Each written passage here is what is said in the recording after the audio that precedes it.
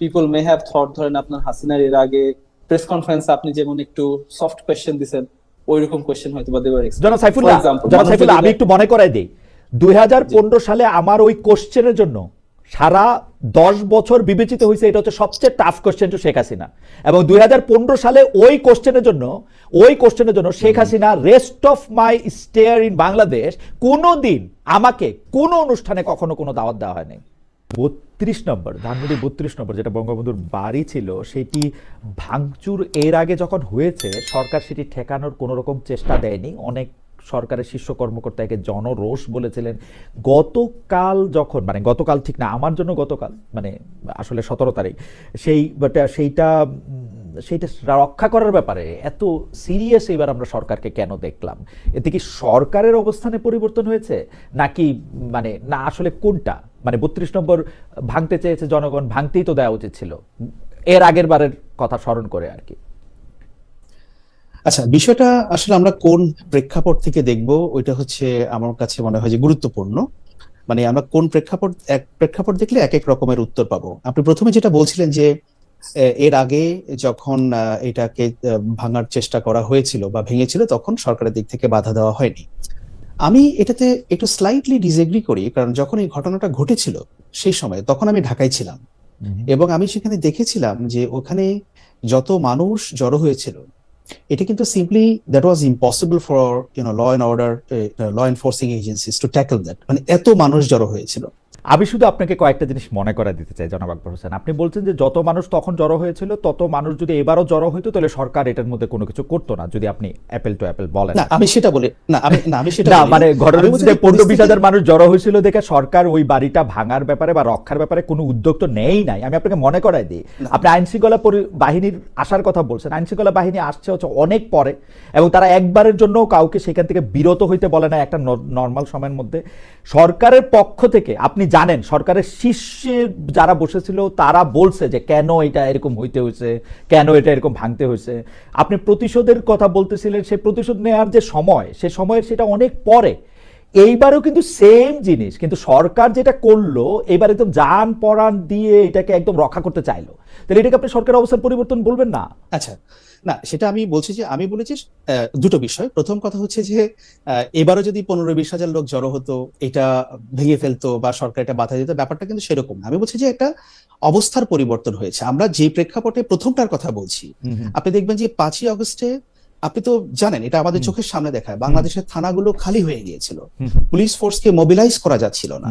সেনাবাহিনীর সদস্যরা যখন রাস্তায় তারা ছিলেন, তারা গলদঘর্ম হচ্ছিলেন বিভিন্ন জায়গায় ল অ্যান্ড অর্ডারকে তারা মেনটেন করতে।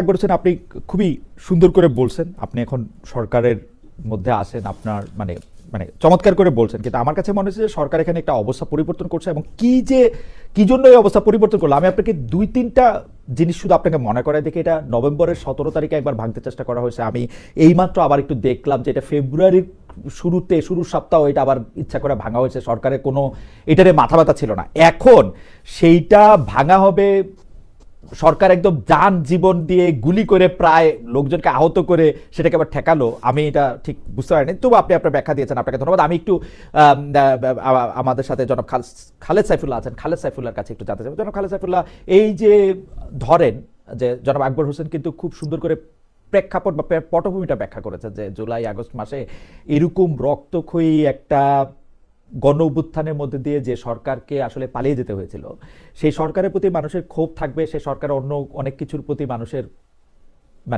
জিঘাংসাও থাকতে পারে। কিন্তু এই যে 32 নম্বর ভাঙা, সোহরাওয়ার্দী উদ্যানে গিয়ে মুরাল ভাঙা, এগুলির কিন্তু আবার একটা অন্য কনোটেশনও আছে। এনসিপির অবস্থানটা আসলে কি, আপনার কাছে জানতে চাইছি, কারণ আপনি তো দলটির নীতি ও গবেষণা শাখার প্রধান। আপনারা কি এইটিকে সাপোর্ট করেন, যে আপনি মনে করেন যে হ্যাঁ এটি ঠিকই আছে? আমি কোনো ধরনের জাজমেন্টে চাইতেছি না, আমি আপনাদের অবস্থানটাই শুনতে চাইতেছি যে আপনারা আসলে এটাকে সাপোর্ট করেন কিনা বা আপনারা ভাঙতে গেছিলেন কিনা। আমি যখন ধানমন্ডি 32 যে রাতে ভাঙা হয় তখন জাতীয় নাগরিক পার্টি ছিল না, তখন ছিল জাতীয় নাগরিক কমিটি, প্রিকারসর ইনস্টিটিউশন ছিল। জাতীয় নাগরিক পার্টি গঠিত হয় ফেব্রুয়ারি 28 তারিখে। জাতীয় নাগরিক পার্টি এই ধানমন্ডি 32-এ এখন যে ভাঙার জন্য অনেকে গিয়েছিল ওইদিকে, এই কোনো ধরনের এরকম একটা পরিস্থিতি সৃষ্টি হওয়া যেখানে মানুষ নিজের আইনটা নিজের হাতে নিয়ে নিচ্ছে মাস স্কেলে, যেখানে পাবলিক অর্ডারের একটা ডিস্টারবেন্স হবে, এরকম একটা কোনো কিছু জাতীয় নাগরিক পার্টি এনসিপি প্রমোট করে না। আপনি আরেকটু পরিষ্কার করবেন যে আইন শৃঙ্খলার উন্নতি হতে হবে, এটা আমরা দেখতে পাচ্ছি, কিন্তু এনসিপি নেতৃবৃন্দকে আমরা অনেক সময় দেখতে পাই ভালোর জন্যই, মানে এটা নিয়ে আমার সাথেও অনেকবার কথা হয়েছে, অনেক কিছু ভালোর জন্যই, হয়তো রাষ্ট্রের ভালো করার জন্যই, কিন্তু আমরা আইন নিজের হাতে তুলে নিতে দেখি। এইটা কি আপনি ঠিক মনে করেন? আপনি উদাহরণ যদি দেন, উদাহরণ ছাড়া ডিফিকাল্ট কনভারসেশন, রাইট? আচ্ছা, আপনাকে উদাহরণ দিলে যে ধরেন এনসিপির নেতারা একজন উপদেষ্টার বাসা থেকে একটা পোষা প্রাণী নিয়ে জব করে খেয়ে ফেলতেছেন এবং বলতেছেন এটা তাকে জানানোর জন্য আমরা এটা করছি।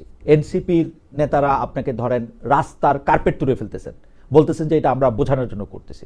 ধরেন এনসিপির নেতারা কোনো একটা স্কুলে ঢুকে, যখন এনসিপি হয় নাই তখন এটা আরো বেশি হয়েছে, প্রথম দিকে আরো বেশি হয়েছে, কোনো একটা কলেজে ঢুকে তার শিক্ষকের বাদে দিতে বলতেছেন। ধরেন এনসিপির নেতারা কোনো একটা জায়গা থেকে চিফ জুডিশিয়াল ম্যাজিস্ট্রেট চেঞ্জ করে দিচ্ছেন, বলতেছেন যে এটা তারা আওয়ামী লীগের নেতাদের জামিন দিয়ে দিচ্ছে, সেজন্য আমাদের বদলায় দিতে হবে। ধরেন এনসিপির নেতারা প্রকাশ্যে প্রতিবাদ করতেছেন কারণ বিএনপি কোনো একটা জায়গায় চাঁদাবাজি করতেছে, বিএনপি চাঁদাবাজি করতেছে, এটা আমি অস্বীকার করতেছি না, কিন্তু এনসিপি নেতারা সেখানে একটা যদি সুযোগ থাকে তারা যাচ্ছেন, যায় তারপরে তাদেরকে এটাতে বাধা দিচ্ছেন এবং সেটা আবার টেলিভিশনে দেখাচ্ছেন, ক্যামেরা বন্দী করতেছেন। আমরা স্পেসিফিক একটা দুটো এক্সাম্পল নিয়ে আলোচনা করে আগে সুবিধা হবে।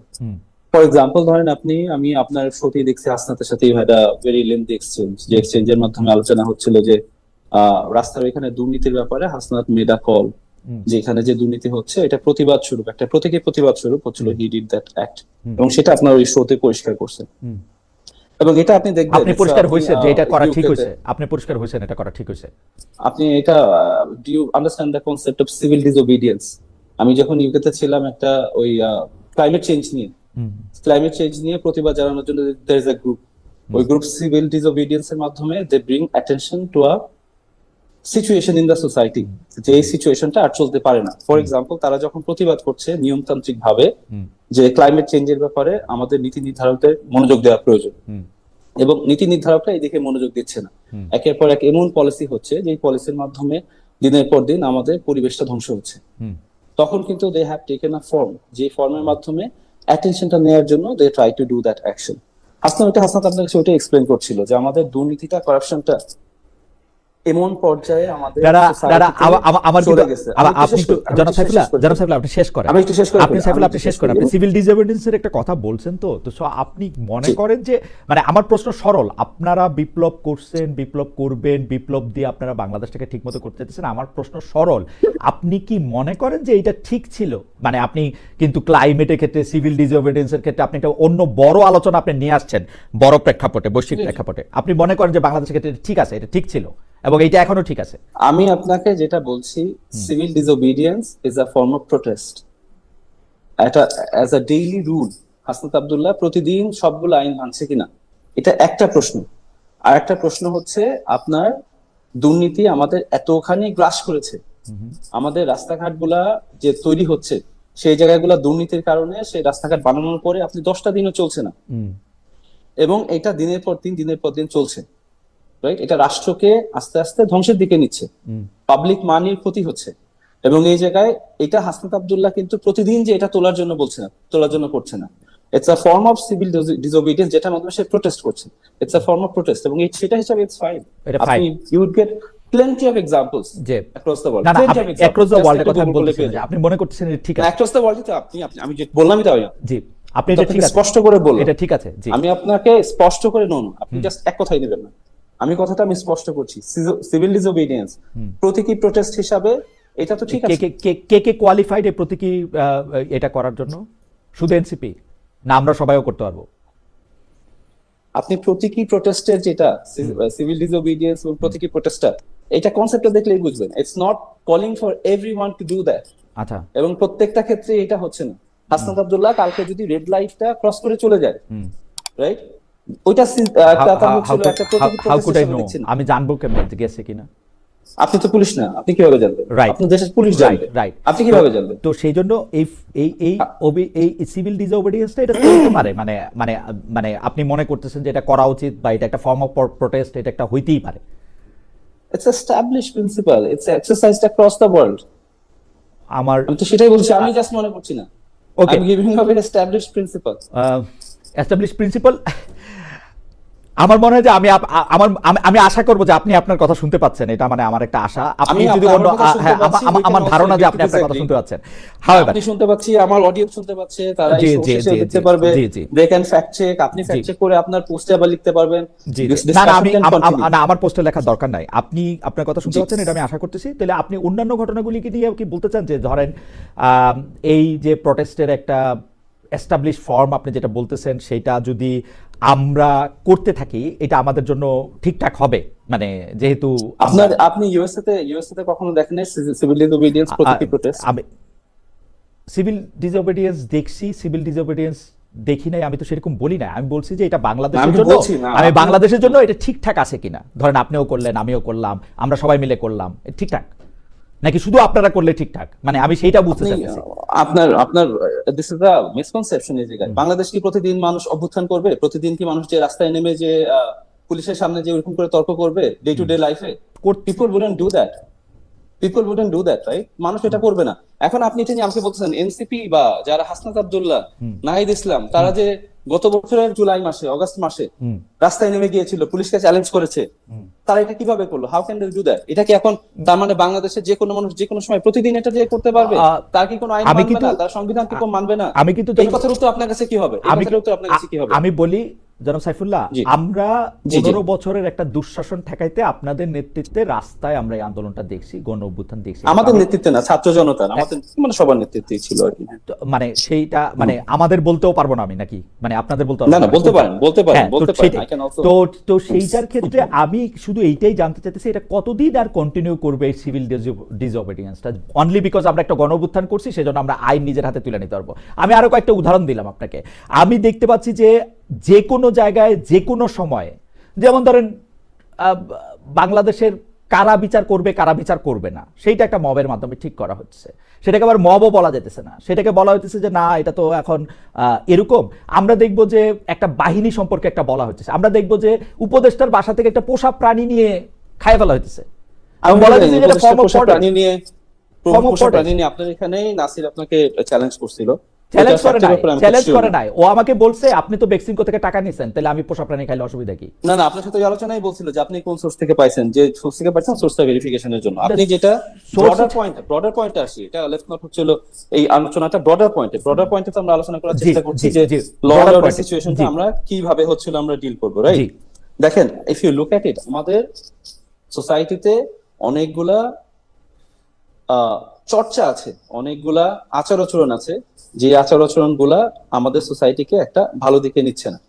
এখন এই জায়গায় আপনি এই জন্য দেখেন বিভিন্ন সময় আপনি যেটা দেখছেন এটাকে সিমটমটা হচ্ছে যে আপনার বিভিন্ন ধরনের অন্যায় আছে, অন্যায়ের আমরা কিভাবে প্রতিবাদ করব, অন্যায়টা আমরা কিভাবে সমাধান করার চেষ্টা করবো। You also look at the intention there, এবং সেটার উপরে ভিত্তি করে আপনি চেষ্টা করছেন অ্যাটেনশনটা ড্র করার জন্য। এইখানে এই অন্যায়টা আমাদের থামাতে হবে।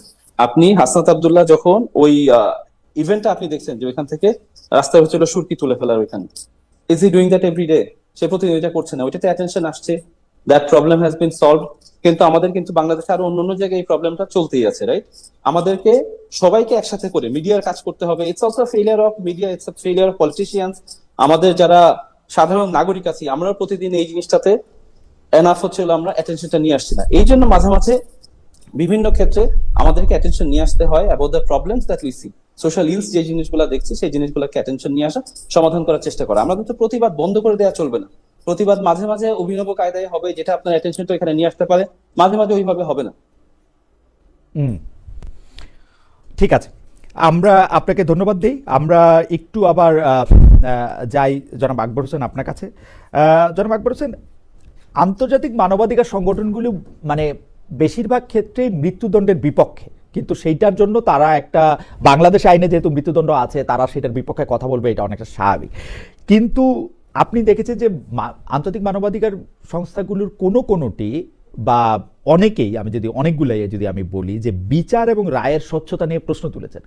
এখন আপনি কি এই বিচার প্রক্রিয়া এবং রায়ের স্বচ্ছতা বিষয়ে কোনো ঝামেলা দেখেন না? মানে আপনি মনে করেন যে এটা ঠিকই আছে, এটা ইন্টারন্যাশনাল স্ট্যান্ডার্ডে এটা পাস করে? হ্যাঁ, আমি আসলে লিগ্যাল এক্সপার্ট নই। এটা আসলে যে আইনগত ব্যাপারটা ওটা নিয়ে আমি হয়তো অত খুঁটিনাটি বলতে পারবো না।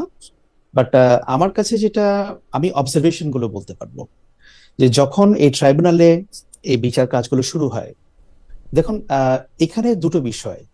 প্রথম কথা হচ্ছে যে আপনি বলছেন বাংলাদেশে মৃত্যুদণ্ড আছে সর্বোচ্চ শাস্তি হিসাবে, এটা বাংলাদেশের ল। সুতরাং আদালত কোন ধরনের রায় দিবে সেটা আদালতের এখতিয়ার। আদালত যেটা মনে করেছে, আদালত সেই রায়টুকু তারা দিয়েছেন। এটা হচ্ছে প্রথম বিষয়।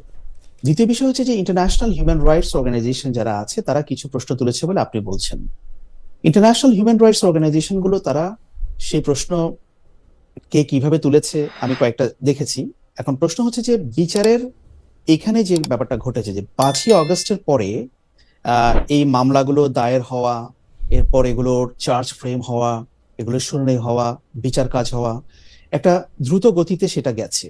কারণ হচ্ছে যে এই বিচার নিয়ে বাংলাদেশের মানুষের একটা প্রত্যাশা ছিল, কারণ এতগুলো মানুষ মারা গেছে এবং এটার কোনো বিচার হবে না, এটা কেউই এক্সপেক্ট করে না। এটা ইন্টারন্যাশনাল হিউম্যান রাইটস অর্গানাইজেশন গুলো এক্সপেক্ট করে না। আপনি দেখবেন যে জাতিসংঘ মানবাধিকার বিষয়ক কমিশন তারা কিন্তু অলরেডি বলেছে যে এই বিচারের মাধ্যমে এটার যারা ভিকটিম, হ্যাঁ, তাদের জন্য একটা গুরুত্বপূর্ণ বিষয় এটা হয়েছে এই বিচারের মাধ্যমে। এখন প্রশ্ন দেখেন, যে কোনো প্রশ্ন বিচার নিয়ে আপনি প্রশ্ন তুলতে চাইলে প্রশ্ন তুলতে পারবেন। এখন ব্যাপারটা হচ্ছে যে সেটা কতটা অ্যাকসেপ্টেবল। এখন সেই অ্যাকসেপ্টেবিলিটির তর্কটা আমরা কিভাবে করব? যেমন আমরা যদি মানবতা বিরোধী অপরাধের যে বিচারগুলো দেখি ইন্টারন্যাশনাল স্ট্যান্ডার্ডে, যেগুলো দ্য হেগে অনুষ্ঠিত হয়, বা অনেক সময় দেখুন রুয়ান্ডায় স্পেশাল ট্রাইব্যুনাল হয়েছে, সিয়েরা লিওনের ক্ষেত্রে হয়েছে, বিভিন্ন জায়গায় হয়েছে এগুলো। কিন্তু সেগুলো কিভাবে পরিচালিত হয়েছে? প্রফেসর ইউনূসের সরকার, এই ইন্টারিম গভর্নমেন্ট, তারা কিন্তু এই বিচার প্রক্রিয়াটাকে ওপেন করে দিয়েছে। এই বিচারটাকে, এটা কিন্তু কোনো ক্লোজ ডোর মানে বিচার প্রক্রিয়া এখানে ছিল না, সবাই এটা অবজার্ভ করতে পেরেছে। এখন সেই অবজারভেশন গুলো, দৃষ্টিভঙ্গি এক একজনের এক এক রকম হতে পারে। আর এই গণ অভ্যুত্থানের যে হত্যাকাণ্ড যেগুলো হয়েছে, মানবাধিকার লঙ্ঘন যেটা ব্যাপকভাবে হয়েছে, এটার ডিজিটাল যে এভিডেন্স, এটা এতই ব্যাপক এবং এটা এতই রিসেন্ট যে এটা প্রমাণ করার জন্য খুব বেশি গলদঘর্ম হতে হবে না। আমরা যদি একটা উদাহরণ দিয়ে দিই, যে সুপেরিয়র রেসপন্সিবিলিটি হিসেবে আমরা যেটা দেখি, যেটা শেখ হাসিনার যে নির্দেশ দেওয়া, যেটা বিবিসি তার ইনভেস্টিগেশনের মাধ্যমে সেটাকে তারা ভেরিফাই করে তারা বলেছিল যে এটা শেখ হাসিনারই কণ্ঠ এবং সেটাকে অথরাইজ করেছে। এবং আমি বিবিসিতে 19-20 বছর কাজ করেছি এবং আমার কাছে আমি যতটুকু দেখেছি যে বিবিসি একদম এই ধরনের বিষয়, যেগুলো হাইলি কন্টেনশিয়াস বিষয়, যে একজন ব্যক্তি সম্পর্কে তারা একটা বিষয় বলছে যে কিনা একসময় সাবেক সরকার প্রধান ছিল, তারা নিশ্চিত না হয়ে, ফরেনসিক এভিডেন্স না নিয়ে, সেগুলোকে ক্রস চেকিং না করে এটা তারা বলবে না, এটা তারা বলতো না। এবং এই বিচার 5ই অগস্টে কি ঘটে গেছে সেটা কিন্তু ইউএন এর যে হিউম্যান রাইটস কাউন্সিলের রিপোর্টেও সেটা আছে। সুতরাং এতগুলো এভিডেন্স যেহেতু পাশাপাশি আছে, সেগুলো থাকার পরে আদালত সেগুলোকে বিবেচনায় নিয়ে যে রায় দিয়েছে, সেটার স্বচ্ছতার ক্ষেত্রে ব্যত্যয় কোথায় ঘটেছে এটা ঠিক আইনগত অত খুঁটিনাটি বিষয় আমার জানা নেই। কিন্তু আপনি যদি আমাকে বলেন বা যে আপনি কি মনে করেন যে আপনি এটাকে স্বচ্ছভাবে দেখছেন কিনা, অফকোর্স আমি সেটা স্বচ্ছভাবে দেখছি। কারণ যেখানে আপনি অনেক এভিডেন্স খোঁজার দরকার নেই, বাংলাদেশে শত শত মানুষ মারা গেছে, এটা তো সত্যি, এবং শেখ হাসিনা একটা নির্দেশ দিয়েছিল, এটাও সত্যি। যদি এই দুইটা বিষয় আমরা বিবেচনা নেই, তাহলে তো আদালত যেটা রায় দিয়েছেন সেটা আদালত তার মতো করে রায় দিয়েছেন। বাট হ্যাঁ, আদালতের রায়কে বাংলাদেশের মানুষ ওয়েলকাম জানাচ্ছে, আমি সেটাই দেখছি। সুপিরিয়র অথরিটি কথা আপনি যেটি বলছিলেন, যে আমরা কিন্তু ঢাকা বা চট্টগ্রামের মতো বড় শহরের পুলিশের বড় কর্মকর্তাদের দেখছি যে যদি আইন শৃঙ্খলা পরিস্থিতি এরকম হয়, তারাও তখন মানে বড় ধরনের বা যেটাকে বলা হচ্ছে লেথাল ওয়েপন তারা ব্যবহার করবেন, ওরকম একটা ঘোষণা তারা দিচ্ছেন, ঢাকার কমিশনার, তার আগে চট্টগ্রামের কমিশনার। তো সেই ক্ষেত্রে যদি এরকম কোনো ঘটনা ঘটে, তাহলে কি এটা সুপিরিয়র অথরিটি হিসেবে ডক্টর মোহাম্মদ ইউনূস বা জনাব স্বরাষ্ট্র উপদেষ্টা জাহাঙ্গীর, তারা কি এটার জন্য দায়ী থাকবেন? আপনার কাছে কি মনে হয়? খালেদ ভাই, এটার কনটেক্সটটা কিন্তু অ্যাবসলিউটলি আমি জানি কনটেক্সট ডিফারেন্ট, কারণ জুলাই অগাস্ট মাসই শেখ হাসিনার একমাত্র অপরাধ নয়, তিনি 15 বছর ধরে ক্রমাগত অপরাধ করে এসেছেন, গুম করছেন, খুন করছেন, তারপরে হচ্ছে যে বেআইনি ভাবে বিভিন্ন মামলা করে তার রাজনৈতিক প্রতিপক্ষকে দমন করার চেষ্টা করছেন। এটা কিন্তু তার একক বা এক মাস অপরাধ না। আমার শুধু প্রশ্ন, এই ক্ষেত্রে সুপিরিয়র যে রেসপন্সিবিলিটি, সেই সুপিরিয়র রেসপন্সিবিলিটি এই সুপেরিয়র রেসপন্সিবিলিটির ব্যাপারটা তখনই আসে, সরকার প্রধান হলেই যে আপনার উপর সুপেরিয়র রেসপন্সিবিলিটি চলে আসবে ব্যাপারটা তা না। কিন্তু এই কিলিং গুলোকে আপনি অথরাইজ করছেন কিনা, হুম। আপনি কি সেটা অথরাইজ করছেন? আমরা শেখ হাসিনাকে কি শুনেছি বলতে যে হ্যাঁ হেলিকপ্টার থেকে গুলি করো, এইটা করো, হ্যাঁ ওইখান থেকে সরিয়ে দাও। আপনি যখন কিলিং কে অথরাইজ করছেন সেটা তখন সুপিরিয়র রেসপন্সিবিলিটির ভেতরে পড়বে। আর আপনি as a head of the state or head of the government, যে ফরম্যাটে আমরা বলি না কেন, যদি আপনি সেটাকে অথরাইজ না করেন, আপনি যদি সেই নির্দেশনা না দিয়ে থাকেন, যদি কোনো অফিসার তার নিজের বাড়াবাড়ি স্বরূপ সেটা করে থাকে, বা সেখানে তার অতি কোনো উৎসাহ থাকে, বা সেখানে তার কোনো ভূমিকা থাকে, এটা অ্যাবসলিউটলি তার উপরেই বর্তাবে। কিন্তু এটা দেখতে হবে যে ওই কথাগুলোর কারণে বা ওই অ্যাক্টিভিটির কারণে ক্রমাগত ব্যাপারগুলো ঘটছে কিনা Okay. এবং রাষ্ট্র সেখানে নীরব ভূমিকা পালন করছে কিনা। Up- that it comes to superior আমরা তো এখনো ডক্টর মোহাম্মদ ইউনূসের ফোন শুনি নাই।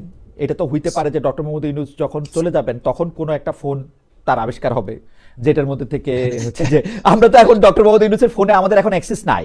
এখন যেমন খালেদ শেখ ভাই। হাসিনার ফোনে আমাদের অ্যাক্সেস আছে, ডক্টর মোহাম্মদ ইউনূসের ফোনে তো অ্যাক্সেস খালেদ নাই। ভাই। আমি আমি খালেদ- আমি আমি আমি শুধু আমার কেসটা আপনার কাছে রাখার জন্যই করতেছি, যে আপনি যে হ্যাঁ, বললেন খালেদ ভাই, দেখেন না, এন্ডোর্স করতেছি আমি- কিনা, আমি বলি। আমরা জানবো না তো। হ্যাঁ আমি বলি খালেদ ভাই, এখানে দুটো বিষয়, একটা হচ্ছে কি হইলে কি হইতে পারতো, এটা হচ্ছে একটা বিষয়, হুম। আমরা সেদিকে না না যাই। ওকে। আর দ্বিতীয় কথা হচ্ছে যে আমরা যখন পলিটিক্যাল অ্যানালিসিস করি সেখানে কিন্তু কিছু অ্যানেকডোটাল এভিডেন্স কে আমরা বিবেচনায় নেই। আপনি হয়তো এটা সরাসরি এভিডেন্স না, হুম। বা আইনের ক্ষেত্রেও কিন্তু এটা হয়, খালেদ সাইফুল্লাহ আরো ভালো ব্যাখ্যা করতে পারবেন, কিছু অ্যানেকডোটাল এভিডেন্স বলা হয় যে আপনি ডট গুলোকে কানেক্ট করবেন, যে আপনি এই কাজ করেছেন, এই কাজ করেছেন, এই কাজ করেছেন, সো এই তিনটা কাজের কারণে আপনার এই কাজটা হয়েছে। সরাসরি আপনি ওই কাজটা করেননি, আপনি ওই তিনটা কাজ চারপাশে করেছেন বলে আপনার 4 নম্বর কাজটা ঘটেছে। সো আমরা যদি সেই অ্যানেকডোটাল এভিডেন্স গুলো দেখি, তাহলে কি এখনো পর্যন্ত ফোন কলস লিক হোক বা না হোক, আপনি বলছেন যে কি হইলে কি হইতে পারিত, হুম। সেটাকে আমরা বিবেচনা না দিয়ে অ্যানেকডোটাল এভিডেন্স কি সে কথা বলে? ওকে, আপনি অ্যানেকডোটাল এভিডেন্সের কথা আপনি বলতেছেন। আমি আরেকটু বেশি করে বলতে চাই যে মানে 15 বছর ধরে শেখ হাসিনা যখন ক্ষমতায় ছিলেন তিনি নানা ধরনের নানা ফরম্যাটে এমন অনেক কিছু করছেন, যেটা সংবিধানে ভায়োলেশন করছেন, যেটা মানবাধিকারে ভায়োলেশন করছেন, সেটা অনেক কিছু ভায়োলেশন করছেন। কিন্তু আমার কথা ছিল যে এই বিচার প্রক্রিয়াটা স্বচ্ছ হয়েছে কিনা আপনি মনে করতেছেন সেটা স্বচ্ছ হয়েছে। আপনি বিবিসির কথা বলতেছিলেন যে বিবিসি আসলে এগুলি ব্যাপারে খুবই সাবধান থাকে, আমরা জানি যে বিবিসির ব্যাপারে খ্যাতি রয়েছে, কিন্তু বিবিসি আবার ভুলও করে। আপনি জানেন যে ডোনাল্ড ট্রাম্পের ব্যাপারে যে তারা ভুল করছিল, তারা এত বছর পরে আইসাও তারা এটার ব্যাপারে তারা আপনি জানেন যে তারা আসলে প্রত্যেক করছেন, অনেক কিছু করছেন। হাওয়েভার আমি প্রশ্নগুলি করে রাখলাম আর কি। আমি একটু আবার জনাব খালেদ সাইফুল্লাহ আপনার কাছে আসি। জনাব খালেদ সাইফুল্লাহ, মানে মুশকিল হচ্ছে যে আপনারা তো অনেক বেশি জনপ্রিয়, মানে এটা মুশকিল, এটা আপনাদেরই খবর। মানে আপনাদেরকে কোনো প্রশ্ন করলে এটা হচ্ছে যে খুবই অনলাইনে খুবই গালাগালির বন্যায় ভেসে যেতে হয় আর কি। কিন্তু সেটা হলো যে আমি আবারও আপনাদের বলি যে মানে আমি আমার কোনো পার্সোনাল এজেন্ডা নাই, কিন্তু যেটা আমি বুঝতে চাই সেটা আমাকে একটু যদি বলবেন যে এনসিপির যে রাজনীতি, সেই রাজনীতির মূল সুরটা কি আমাদের কাছে এখন পরিষ্কার কিনা। যেমন কয়েকদিন আগে আমরা শুনতে পাইলাম যে এনসিপি আসলে বিএনপির সাথে একটা জোট করার একটা চেষ্টা করতেছে, এবং সেটা কে বললো? এনসিপির ভিতরে লোক, আপনাদের খুব কাছাকাছি লোক, যারে মানে যে ছাত্র বৈষম্য বিরোধী ছাত্র আন্দোলনে আপনাদের খুব প্রথম সারিতে ছিল জনাব আব্দুল কাদের। আমরা রিফাত রশিদকে শুনলাম যে সেটা বলতে। আপনিও কিছুক্ষণ আগে বললেন যে আপনি কোট করতে, রিফাত রশিদ সাহেব কিন্তু ওই এর আগেও আরেকটা কথা বলছেন, যেটা হচ্ছে উপদেষ্টার পোষা প্রাণী নিয়ে যে কথা আমি বলতেছিলাম। যাই হোক, আমি বলতে চাই যে এনসিপির এই অবস্থানটা আমরা শুনতেই এখন আবার শুনতেছি যে এনসিপির সাথে জামায়াতে ইসলামের একটা প্যাক্ট হইতে পারে, এবং সেই ব্যাপারেও একটা ভালো চেষ্টা করা হইতেছে।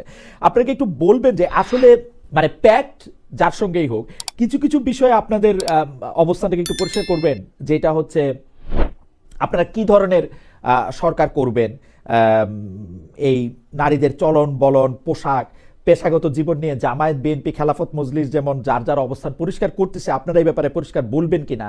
ঢাকায় যে আহমদিয়া বিরোধী একটা বড় সমাবেশ হয়েছে, এসব নিয়ে আপনারা কিছু ভেবেছেন কিনা।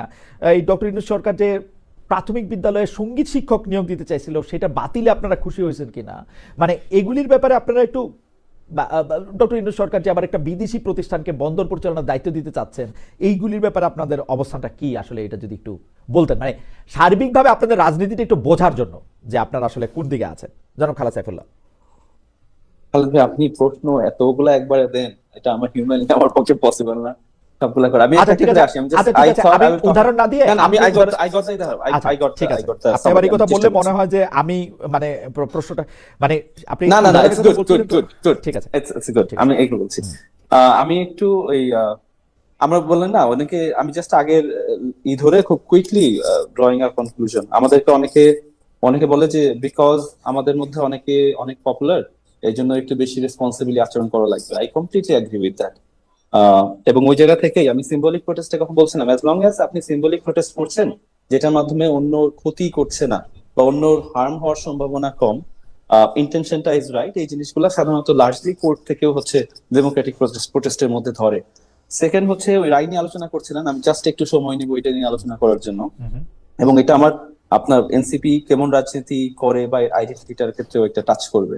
সেটা হচ্ছে আমাদের, আপনি জানবেন আমাদের এনসিপির একদম যখন শুরু হলো তখন থেকে আমরা তিনটা শব্দ বারবার বারবার বলছি যে আমাদের বিচার, সংস্কার এবং গণতান্ত্রিক উত্তরণ, যেটা এটা হচ্ছে আমাদের ইম্পর্টেন্ট একটা অ্যাসপেক্ট। গণতান্ত্রিক উত্তরণ মানে গণভোটের মাধ্যমে কনস্টিটিউয়েন্ট অ্যাসেম্বলি হবে, নতুন কনস্টিটিউশন হবে, তার মাধ্যমে আমরা আগাবো। আমরা সংস্কারের ব্যাপারে একটা জায়গায় আছে দেশ, হয়তো আমাদের এই শোতে পরে আলোচনা করলে এখানে আলোচনা আসতে পারে, একটা জায়গায় যাচ্ছে দেশ। হোপফুলি রাজনৈতিক দলগুলা শুভ বুদ্ধির উদয় হবে এবং এটার মধ্যে একটা সমাধানের দিকে আমরা যাব। বিচারের ক্ষেত্রে দৃশ্যমান কিছু ছিল না, আমরা যখন এই বিচারের রায় এসেছে আমরা এটাকে সাধুবাদ জানিয়েছি। আমরা আন্তর্জাতিক গণমাধ্যম গুলা যে বিভিন্ন কনসার্ন গুলা জানিয়েছে, তার মধ্যে দুইটা জিনিস ডিফারেন্সিয়েট করা গুরুত্বপূর্ণ। একটা হচ্ছে ডেথ পেনাল্টি। আমি ব্যক্তিগতভাবে ডেথ পেনাল্টি অপোজ করি, একদম ব্যক্তিগতভাবে যদি বলি, বাট বাংলাদেশ রাষ্ট্রীয়ভাবে তো ডেথ পেনাল্টি আমাদের একটা প্রক্রিয়ার মধ্যে আছে আর কি। সো ওই দিক থেকে বলতে গেলে ডেথ পেনাল্টি নিয়ে আমাদের ইন্টারন্যাশনাল যে অর্গানাইজেশন গুলো আছে তারা অবজেকশন জানিয়েছে, that is duly noted, they have that right. তারা সব দেশেই ডেথ পেনাল্টির ব্যাপারে অপোজ করে, ইউএসএ তে করে, জাপানেও করে, বা ইন্ডিয়াতে যেখানেই হোক তারা ডেথ পেনাল্টির অপোজ করে। প্রসিডিউরাল আনফেয়ার ট্রায়ালের ব্যাপারে যে আলোচনাগুলো আসছে ওইখানে তিনটা, আমি যদি অ্যামনেস্টি সবচেয়ে বেশি স্কেলিং একটা রিমার্ক আর কি ওইখানে দিয়েছে, অ্যামনেস্টি এখানে একটা জিনিস গুরুত্বপূর্ণ, ওনারা বলছেন যে এই যে কোর্টটা, এই কোর্টটা হিস্টোরিক্যালি তার পার্সিয়ালিটি নিয়ে, ইম্পার্সিয়ালিটি নিয়ে কিছু প্রশ্ন আছে। হিস্টোরিক্যালি এই কোর্ট ইনস্টিটিউশনটা উইক হিসেবে জানে, বাট এইটা অ্যামনেস্টির ওইখানে ভালো হতো যদি ওনারা একটু স্পষ্ট করতেন যে এই যে হিস্টোরিক্যালি যে উইক এবং সেটা যে অন্য একটা রেজিমের সময় ছিল, এবং যে স্টেপস গুলো এখন নেওয়ার চেষ্টা করা হয়েছে এটাকে স্ট্রেনথেন করার জন্য, এইটা গুরুত্বপূর্ণ। কারণ এর আগে যুক্তিযুক্ত কিছু কারণেই আমরা জেনেছি কিছু জিনিস, স্কাইপে হচ্ছিল, কলের ব্যাপার লিক হয়েছে, আরো কিছু কারণে ইম্পার্সিয়ালিটি নিয়ে প্রশ্ন ছিল। এই কোর্টটা নিয়ে এই প্রশ্নটা সাধারণত করেনি, বাট কয়েকটা বিষয়ে প্রশ্ন আছে যেটা আমার মনে হয় ইম্পর্টেন্ট। একটা হচ্ছে ট্রায়াল ইন অ্যাবসেন্সিয়া, অ্যাবসেন্সিয়া, যে অনুপস্থিতিতে ট্রায়াল হওয়া। আমাদের কিন্তু দেখেন এই ক্রাইম এগেইনস্ট হিউম্যানিটি, মানবতা বিরোধী অপরাধ, এটা কিন্তু খুনের থেকেও বড় অপরাধ, রাইট? তো আপনি দেখবেন খুন বা অন্য অন্য ক্রাইমের ক্ষেত্রে কিন্তু বাংলাদেশে অ্যাবসেন্সিয়াতে ট্রায়াল হয়। তো এখন ইন্টারন্যাশনাল স্ট্যান্ডার্ডের সাথে মানানোর জন্য যদি এখানে অ্যাবসেন্সিয়াতে ট্রায়ালটা যদি না থাকতো, তাহলে কিন্তু আমরা দেখা যেত যে খুনের ক্ষেত্রে অ্যাবসেন্সিয়াতে ট্রায়াল হচ্ছে, তার থেকে বড় অপরাধের ট্রায়াল কিন্তু আটকে যাচ্ছে। এবং আপনি জানবেন যে হচ্ছে ইন্টারন্যাশনাল ক্রাইমস ট্রাইব্যুনালে, আমার বাংলাদেশেরটা না আর কি, ওইখানে 25 বছরে মাত্র 35টা কেসে ট্রায়াল হইতে পারছে, কারণ অ্যাবসেন্সিয়াতে তারা ট্রায়াল করে না। It's a very কাম্বারসাম process. ওইটা নিয়ে অ্যামনেস্টির একটা প্রিন্সিপাল একটা কমেন্ট আছে যেটা আমরা অ্যাকনলেজ করি, বাট অলসো বাংলাদেশের রিয়ালিটির সাথে ওইটা ওইখানে হচ্ছিল কাজ করে না। আরো প্রশ্ন আছে, ক্রস এক্সামিনেশন নিয়ে প্রশ্ন আছে, আর একটা হচ্ছিল খুব দ্রুত ট্রায়াল হয়েছে কিনা, যে জায়গায় এখানে খুব বেশি একটা ডিটেলস ওনারা দেন নাই, আমি এখানে খুব ডিটেলসে যাচ্ছি না। যে কনসার্ন গুলো আছে এই কনসার্ন গুলো দেখতে হবে আসলে কোন বস্তুনিষ্ঠ কোন বিষয়ের উপর ভিত্তি করে এই কনসার্ন গুলো আসে। যদি সত্যি বলে যে এখানে খুব দ্রুত ট্রায়াল হয়েছে, 1 বছরের মধ্যে হয়েছে, যেটা দেখা গুরুত্বপূর্ণ এমন কি হয়েছে কিনা যে অ্যাটর্নি ওইখানে সময় চেয়েছে বাট কোর্ট তাকে কোনো সময়ই দেয়নি। কারণ আমার মনে আছে যখন একদম প্রথম ট্রায়ালটা শুরু হয় তখন লয়ার আমরা যেটা বলি, আমরা কোর্টের কাছে যে একটু বেশি সময় চাই, কোর্ট একটু কম সময় দেয়। তখন চেয়েছিল 2 সপ্তাহ সময়, কোর্ট 1 সপ্তাহ সময় দিয়েছিল। এই সামারি শেষ যে হচ্ছিল আর্গুমেন্ট, এটার জন্য 7 দিনের জায়গায় কোর্ট এখানে 3 দিনের মতো সময় দিয়েছে। বিভিন্ন সময় কোর্ট সময় অ্যালাউ করেছে, বাট আমাদের যদি আমরা দেখতে পারতাম যে বাংলাদেশে অন্যান্য স্পিডি যে ট্রায়াল গুলা হয় সেই ট্রায়ালের থেকে এই ট্রায়ালে কম সময় দেয়া হয়েছে কিনা, বা যখন টাইম প্রেয়ার ছিল সেগুলা বেশি ইগনোর করেছে কিনা কোর্ট, তাহলে হয়তো আমরা আরেকটু ক্লিয়ারলি জানতে পারতাম যে এখানে ডিউ প্রসেসের ক্ষেত্রে আর কি কি ঝামেলা হয়তো বা হয়েছে। শেষে চলে যাই আমাদের আসলে এনসিপির আইডেন্টিটিটা কি, আমাদের পলিটিক্সের আইডেন্টিটিটা কি, বা আমাদের পলিসিটা কোন জায়গায়। ওই জায়গায় খুব সহজভাবে যদি বলি, আমাদের এনসিপি তো জুলাই আপরাইজিং এর পরে এসেছে। সো জুলাই আপরাইজিং এর ক্ষেত্রে মানুষের একটা খুবই আর্নেস্ট একটা চাওয়া ছিল যে আমাদের দেশটা বৈষম্যহীন হবে। বৈষম্যহীন একটা দেশ কিন্তু একদিনে 2 দিনে হয় না। সাউথ আফ্রিকাতে ওই অ্যাপার্থাইডের পরে যে টার্মটা এখানে এসেছে, ট্রান্সফরমেশনাল ইকুয়ালিটি, বৈষম্য দূর করার জন্য ওনারা ইকুয়ালিটি চায়, এটা ট্রান্সফরমেশনের প্রসেসের মধ্যে দিয়ে যাবে। সেটা অনেক দিনের একটা প্রক্রিয়া ছিল। আমরা এনসিপি থেকে এই বৈষম্যটা দূর করার জন্য আমরা কাজ করব, এখন স্টেপ নিব, কনসিস্টেন্টলি কাজ করব। এটা 5 বছর, 10 বছর, 15 বছর, 20 বছর, যত বছর সময় লাগুক আমরা এটা করার চেষ্টা করবো। দ্যাট ইজ আমাদের একটা কোর প্রিন্সিপাল। সেকেন্ড হচ্ছে, মানুষের কিন্তু ভোটাধিকার হরণ করেছিল, এবং যখন আমাদের সবাই রাস্তায় নেমে এসেছিল, একটা আন্ডারপিনিং একটা কারণ ছিল কিন্তু আমাদের ডেমোক্রেসির অভাব। ডেমোক্রেসি যদি থাকতো, মানুষ যদি পিসফুলি তাদের ডিমান্ডটা জানাতে পারতো, সরকার যদি সেটা শুনতো, তাহলেও আমাদের কিন্তু এরকম একটা পরিস্থিতিতে আসতে হতো না। তো ডেমোক্রেসি আমাদের একটা খুব একটা কোর আইডিয়া, যে আমাদের গণতান্ত্রিক যে মূল্যবোধ, এটা আমাদের বজায় রাখতে হবে। সামাজিক সুবিচার একটা খুবই ইম্পর্টেন্ট এরিয়া, কারণ সামাজিক সুবিচার আমাদের নাই, নাগরিকের আমাদের মর্যাদা নাই। একটা নাগরিক যখন একটা সরকারি অফিসে যাচ্ছে, কোনো একটা সুবিধার, কোনো একটা সেবার জন্য, তাদেরকে এমন ভাবে ট্রিট করা হচ্ছে যে তারা মর্যাদাকর তখন ফিল করে না অনেক সময়। এটা আমাদের কালচারের অংশ হয়ে গিয়েছে। তো এটা আস্তে আস্তে ডিসমেন্টল করা, এটা হচ্ছে একটা ইম্পর্টেন্ট জায়গা।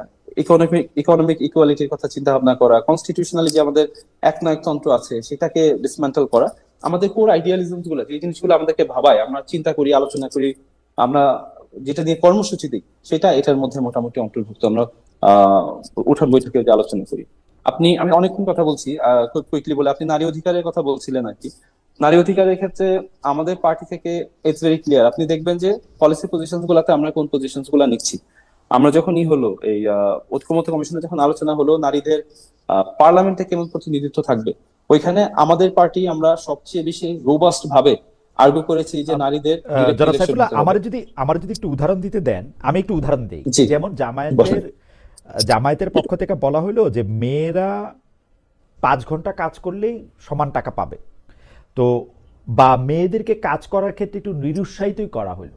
বা ধরেন অন্য একটা পার্টি এরকম করে বলল যে আমরা চাই যে বাংলাদেশে শারিয়া প্রতিষ্ঠিত হোক। এই ক্ষেত্রে আপনাদের অবস্থান আসলে কি থাকে? ধরেন আহমদিয়ারা বিরাট একটা সভা করলো, যেখানের মধ্যে থেকে তাদের মৃত্যুদণ্ড দাবি করা হলো, অমুসলিম ঘোষণা করা হলো, তাদের সাথে কোনো সম্পর্ক, এইসব ক্ষেত্রে আপনাদের মানে অবস্থানটা আসলে কি হবে? এইটা কি পরিষ্কার?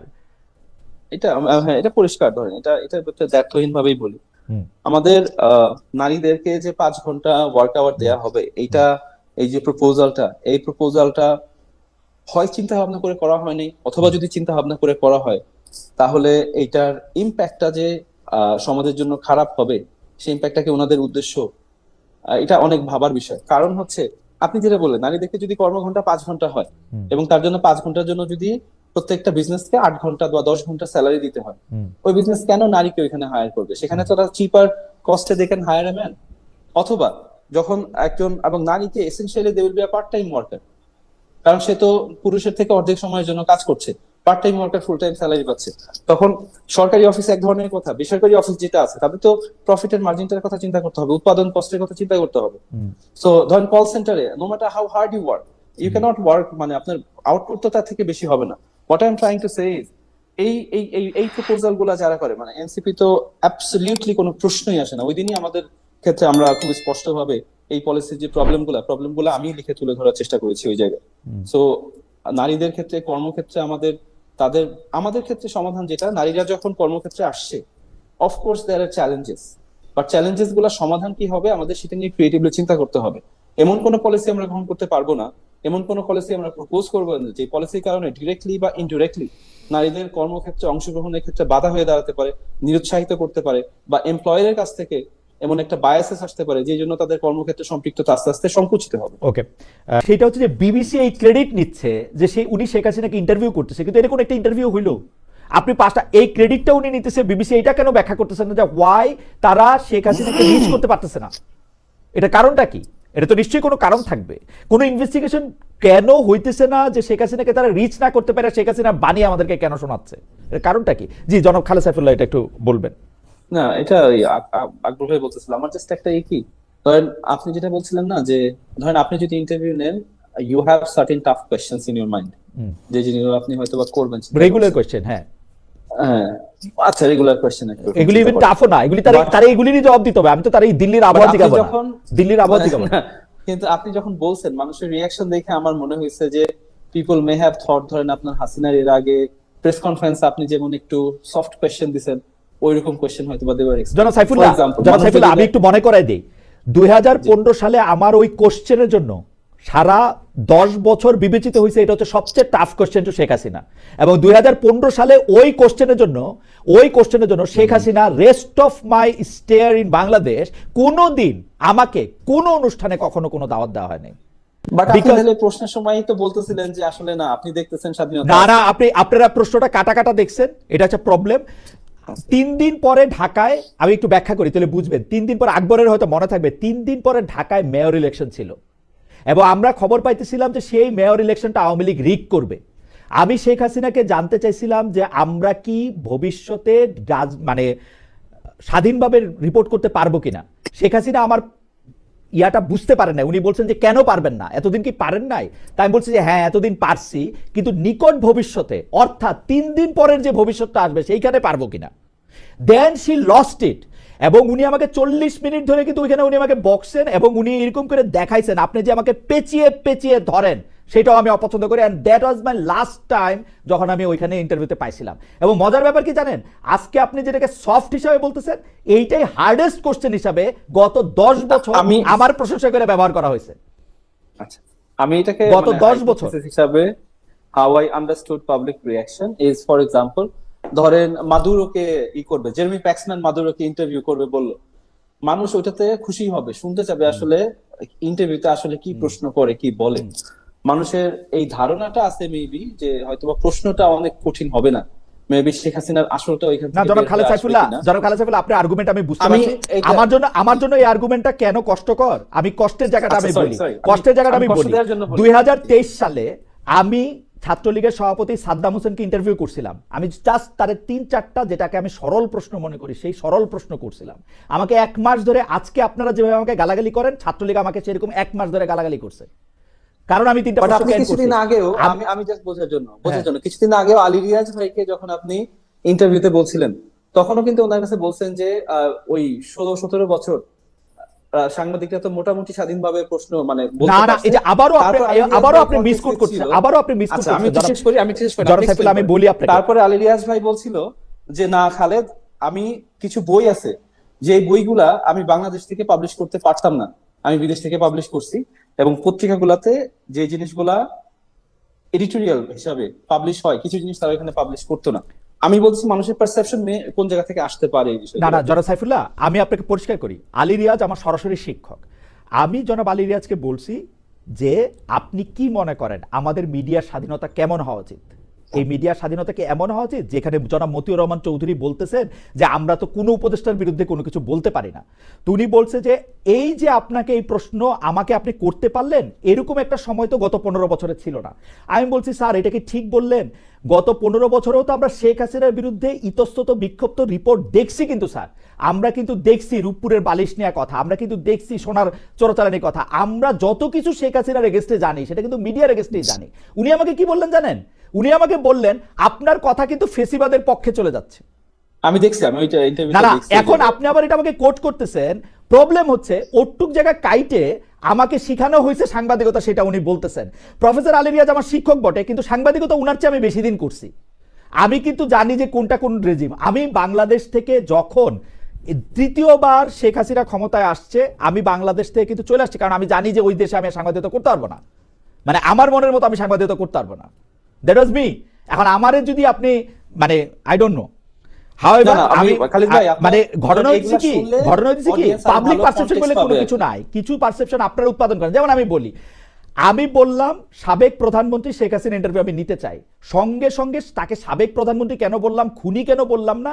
আপনাদের নেতা নেত্রীরা সাবেক প্রধানমন্ত্রী ক্রস, খুনি রাইট এটা দিয়ে দিল। ভাই আমি এখন সাংবাদিক, আমি এখন তারে খুনি কমু না কি কমু, এটা আপনি ঠিক করে দিবেন।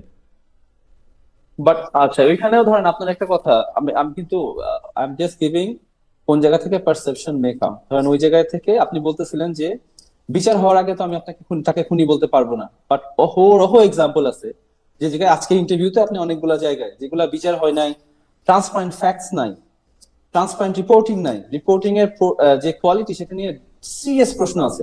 বাট সেই জায়গাও কিন্তু আপনি সর্ট অফ ফ্যাক্টস আকারে বলতেছেন যে আপনাদের মধ্যেও তো আপনাদের কলিগরা এটা করে সেটা করে ওইরকম করে। বাট ওই জায়গায় আপনার একটা স্টেটমেন্ট ছিল যে হাসিনাকে তো আমি খুনি বলতে পারবো না, কারণ কোর্ট কি তাকে না খুনি না না, বলছে, আবারও কোর্ট কি মিস খুনির রায় করতেছেন, দিছে। আবারও মিস করতেছেন জনাব আচ্ছা, খালেদ okay. সাইফুল্লাহ। Clear আমি করেন কিন্তু এখন, please. আমি বলি, আমি আপনাকে ঠিক করি। আমি কিন্তু একটা ক্লাসরুম সিচুয়েশনে কথা বলতেছিলাম, that was not a public event. সেইটার মধ্যে আমি বলছি যে আমি শেখ হাসিনাকে খুনি বলি নাই তো কি হয়েছে, আমি এখন বললাম খুনি। আমাকে কি আপনার দেওয়া প্রেসক্রিপশনে কি কি বিশেষণ ওনার বিরুদ্ধে আমি ব্যবহার করব না করবো সেটা আমি ঠিক করে নিব? আমি অলওয়েজ তার সাথে আমি 3টা খুনি দেয়া, আমি কিন্তু এটা বলছি বিচার হওয়ার আগে আমি তারে খুনি বলতেও পারি, নাও বলতে পারি। And that was A classroom situation. এবং সেই ক্লাসরুম সিচুয়েশনের মধ্যে আমি একজন সেখানের মধ্যে বক্তৃতা দিতে যাচ্ছি, সেখানের মধ্যে আপনাদেরও বহু লোক ছিল যারা বৈষম্য বিরোধী ছাত্র আন্দোলন করছে, যারা এটা করছে। আমার আপনাদের প্রতি মানে একটা জিনিস কি, আপনারা যখন সবাইকে প্রতিপক্ষ, সবাইকে না মানে যখন আমাকে প্রতিপক্ষ হিসেবে দেখবেন তখন হচ্ছে কি আপনি অনেক কিছু দেখতে পারবেন, কারণ আপনি আগে থেকে ঠিক করে নিছেন প্রতিপক্ষ। এবং প্রথমেই আপনি প্রতিপক্ষ বলবেন দেখলে আপনার এখানে ইন্টারভিউ দিতে আসবো, প্রতিপক্ষ দেখলে তো আসবো না, জার্নালিস্ট হিসেবে দেখার জন্য না না, তো আসবো। আপনাদের একজন নেতা আপনার পাশাপাশি জানেন, তিনি জি। কিন্তু বলছেন খালেদ মহিউদ্দিনকে আমি কোনো সাংবাদিক মনে করি না, মনে করি গলাবাজ। ওর কাছে কোনোদিন গিয়ে ভিন্ন মতের কথা বলা যায় না। Is it true? আমি যেটা মনে করি, আমি আমি জানি না কে বলছে এটা। সামান্তা শারমিন বলছে গলাবাজ একজন সাংবাদিক, গলাবাজ। আমি তাকে সাংবাদিক মনে, হাওয়েভার আমি এগুলি নিয়ে কথা বলতে চাই না। আমি আমি আমি আচ্ছা মানে খালিদ ভাই, যথেষ্ট আমাকে জাস্ট একটা মিনিট সময় দিন। জি জি প্লিজ। আমি জাস্ট ফর ক্লারিফিকেশন, মানে আলোচনা তো হচ্ছিল, মানে আই অবজার্ভ হচ্ছিল ডিফারেন্ট থিংস, ওই জায়গা থেকে আমার মনে হলো যে আপনাকে, আমি নিজে হচ্ছিল যেটা দেখছি, আমি নিজের কিউরিওসিটিটা হচ্ছিল একটু দেখা, ওই জন্য ওই জিনিসগুলো জিজ্ঞেস করা। অফকোর্স আপনি কাকে কি ডাকবেন সেটা তো অন্য কেউ বলে দিবে না, আমি কাকে কি বলবো সেটা অন্য কেউ বলে দিবে না। আই হ্যাভ মাই রাইট, আমি কাকে কোনটা বলবো, but based on the words I choose, সেটা দিয়ে মানুষ আমাকে জাজ করবে আমার মতামত কোন দিকে যাচ্ছে বা আমি কিভাবে আচরণ করছি। সো ইট জাস্ট হচ্ছিল গোজ ইন দোজ ডিরেকশনস আর কি, আমি ওইটাই বলার জন্য। Thank you. ঠিক আছে, আমি শেষ প্রশ্নে বা প্রসঙ্গে আসি। সেটা হচ্ছে যে আমাদের একটু দর্শকদের কাছে একটু ক্ষমা চাই নিতেছি যে এটা একটা ব্যক্তিগত আলাপচারিতা, আমি আসলে এগুলির ব্যাপারে কখনোই কথা বলতে চাই না। আমার ঘটনা হয়েছে কি, শুধু শেষ কথাটা বলি, বাংলাদেশের একজন সাবেক সংসদ সদস্য তিনি আমাকে নিয়ে একটা ভিডিও বানাইছেন। ভিডিওর মধ্যে তিনি বললেন খালেদ বাংলাদেশে হ্যান ত্যান, সে বলছিলেন যে কোনো সাংবাদিক আওয়ামী লীগের মানে শেখ হাসিনা ইন্টারভিউ নিতে চাবেন না, অথচ আমি পুরো উল্টা কথা বলছি। আমি বলছি কোন সাংবাদিক নিতে চাবেন না, তো উনি ওইটাকে আবার এটা ব্যাখ্যা করে এটা বানাইছেন যে কোনো সাংবাদিক নিতে চাবেন না। এইটা বইলা উনি বলছেন যে এখন কি হবে আমার, এখন মানে উনি তো অনেক জায়গায় ইন্টারভিউ দিতেছেন। হাওয়েভার আমি পরবর্তী প্রসঙ্গে আসি, শেষ প্রসঙ্গ, সেটা হচ্ছে যে গণভোট। আমি গণভোটটা নিয়ে নানা রকম যে আরেকজন লিখতেছেন প্রফেশনাল টক শো না করে নিজের বিষয়ে ক্লারিফিকেশন করাটাই গুরুত্ব পাচ্ছে। জনাব আবুল রায়হান, আমি খুবই সরি, নিজের বিষয়ে ক্লারিফিকেশন দিতে হয়েছে। এই এই এই এই গণভোটের প্রসঙ্গে অনেকেই বলতেছেন যে এই 4টা বিষয় থাকলে মানুষ আসলে হ্যাঁ বা না আসলে কেমনে দেখবে। আমাদের তো এরকম গণমাধ্যম মানে গণভোট কখনো হয় নাই। আমি প্রথমে জনাব খালেদ সাইফুল্লাহর কাছে বলি যে জনাব খালেদ সাইফুল্লাহ, আপনারা আসলে এখন পর্যন্ত সেটাতে সাইন করেন নাই, যদিও বলছিলেন যে এটা থাকলে সাইন করবেন, সাইন কেন করেন নাই সেটা একটু যদি বলেন, আর এই গণভোটটা ঠিক আছে কিনা সেটাও যদি একটু বলেন। আমি জনাব আকবর হোসেনকে এটা শেষ জানতে চাইবো যে এটা আমি আমি আমি কুইকলি গণভোটের বিষয়ে বলি। গণভোটের প্রশ্নটা যেটা এখন, এটা একটা অনেক বড় একটা প্রশ্ন হয়েছে। আইডিয়ালি হচ্ছে গণভোটের প্রশ্নটা সাধারণত খুব সিম্পল 1-2 লাইনের মধ্যে হওয়া উচিত, বাট গণভোটে সিম্পল 1-2 লাইনের যে প্রশ্ন, ওই প্রশ্নের ইমপ্লিকেশন কিন্তু ইউজুয়ালি অনেক বড় হয়। ফর এক্সাম্পল, আপনি জানবেন বিভিন্ন দেশে সম্পূর্ণ কনস্টিটিউশন লেখার পরে সেই কনস্টিটিউশনটা র্যাটিফাই করার জন্য গণভোটে দেওয়া হয়। সেখানে পুরা সম্পূর্ণ কনস্টিটিউশন একটা প্রশ্নের নিচে অনেক বড় করে দেওয়া হয় না, 14 পাতা, 20 পাতা, 25 পাতা, এখানে জাস্ট একটা প্রশ্ন করা হয়, এখানে সিম্পল কোয়েশ্চেন।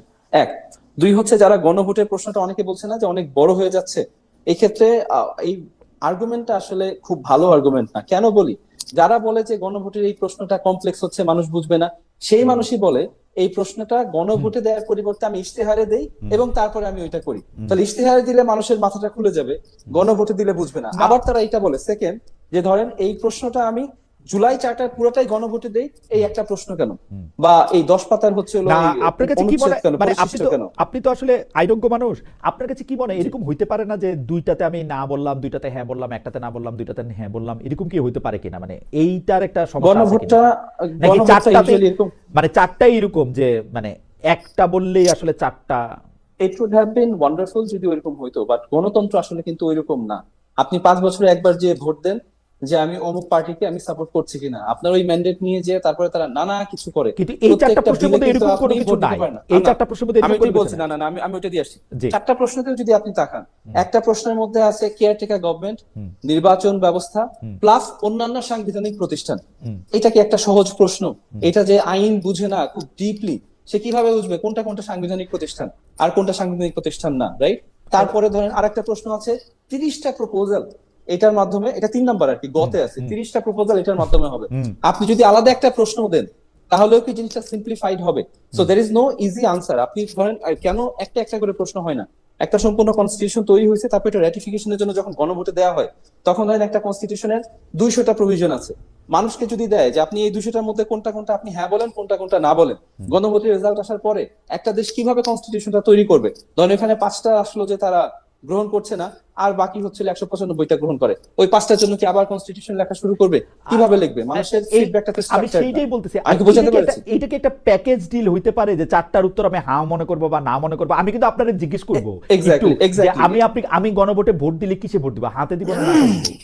এটা হ্যাঁ আপনি দিব। খুবই ভালো প্রশ্ন করছেন, এটা আমি পুরাটাই বলি। হ্যাঁ। এটা ইউজুয়ালি প্রশ্নটা প্যাকেজ প্রশ্ন আকারে দেয়া হয়, হ্যাঁ। এবং মানুষের তখন করা হয় যে আপনি একটা অ্যাজ আ প্যাকেজ ওভারঅল আপনি এটার সাথে এগ্রিমেন্ট করেন কি করেন না।